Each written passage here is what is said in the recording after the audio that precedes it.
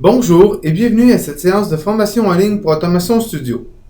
Dans cette vidéo, nous verrons comment faire la simulation thermique. Le circuit que nous utiliserons est le suivant, soit un réservoir à 3 parts, une pompe, une soupape de sécurité, un limiteur de débit variable, une valve directionnelle et un refroidisseur.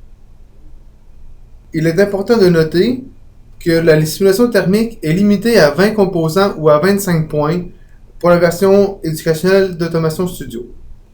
Nous pouvons suivre l'évolution de nos points et de nos composants. Dans la barre d'état ici en bas, on voit 10 sur 80, donc en ce moment j'ai 10 points utilisés dans mon schéma.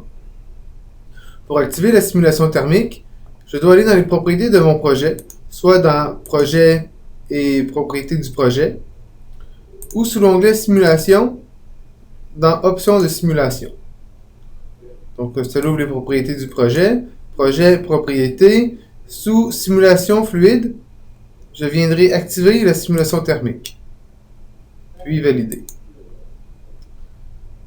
Sous l'onglet Système fluide et Installation hydraulique, nous pouvons définir la température initiale du fluide et la température ambiante initiale. Je laisserai à 77 Fahrenheit dans le but de cette vidéo. La simulation thermique dans Automation Studio est possible puisque chacun des composants ont des propriétés de transfert thermique. Dans la feuille technique, sous l'onglet thermique, chaque composant a un coefficient de transfert thermique et une surface de dissipation. Des valeurs par défaut sont présentes pour chacun des composants, mais il est très facile de les changer afin de pouvoir refléter n'importe quel composant réel.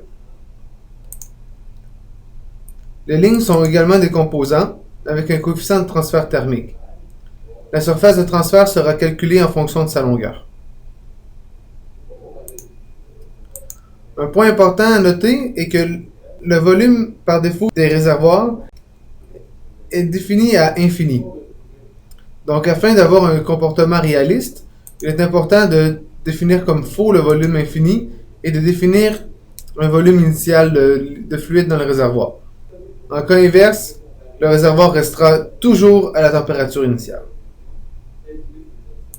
Afin de refroidir notre fluide, ou de le réchauffer dans d'autres cas, nous pouvons insérer des composants de conditionnement de fluide. Dans le cas ici, on a un refroidisseur. On peut les trouver dans la bibliothèque hydraulique, sous conditionnement du fluide.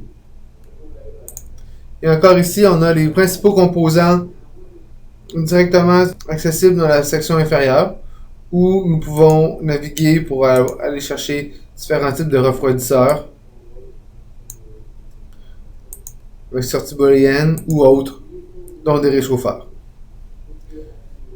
J'ai inséré l'échangeur de chaleur puisque c'est un cas particulier. Celui-ci devrait être connecté à un circuit de refroidissement à l'aide de 2 parts ici. Ce circuit peut faire circuler du fluide de même nature que le circuit principal ou non. Pour voir comment définir un circuit secondaire avec un fluide différent, veuillez regarder la vidéo sur le gestionnaire de lignes et de fluides.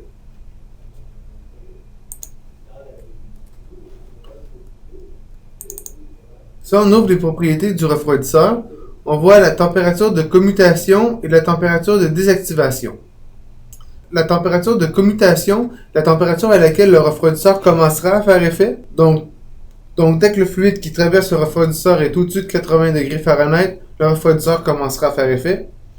Et il s'arrêtera si la température du fluide est inférieure à 50. Il est ensuite possible de définir les conditions d'opération, dont la puissance de dissipation maximale. Lançons maintenant la simulation.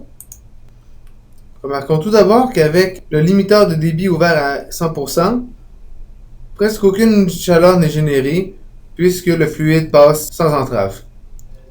En réduisant le diamètre interne du limiteur de débit, remarquerons la température augmenter de plus en plus rapidement. Et cela est dû au frottement et à la turbulence créée par le modèle d'orifice. Maintenant, l'huile réchauffée va directement au réservoir. Ce réservoir se chauffe graduellement. On peut voir ici la température en sortant augmente tranquillement. De manière similaire, en réchauffant, la viscosité de l'huile diminue. Il est important de savoir que l'Automation Studio prend en considération la viscosité de l'huile pour l'ensemble des simulations effectuées. Je peux également venir faire passer maintenant l'huile dans mon refroidisseur. Et on remarque que l'huile qui pénètre à 99 degrés Fahrenheit en ressort à 96. Donc le refroidisseur refroidit l'huile. Merci d'avoir assisté à cette vidéo de formation en ligne d'Automation Studio. Nous vous invitons à regarder les prochaines vidéos et nous vous remercions pour votre temps.